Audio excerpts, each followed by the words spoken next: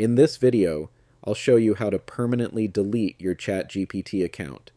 Before continuing, keep in mind that deleting your account is permanent and cannot be undone. You will lose access to your conversations and any other OpenAI services connected to the account.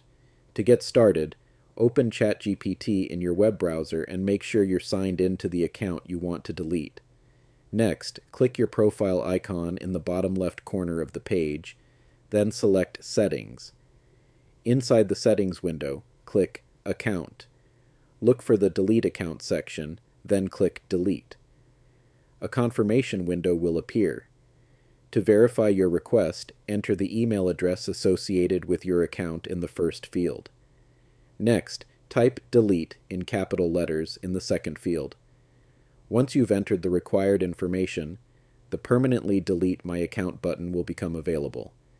Click the button to confirm the deletion.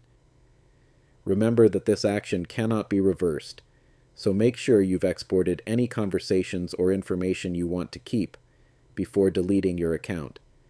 And that's how you permanently delete your ChatGPT account.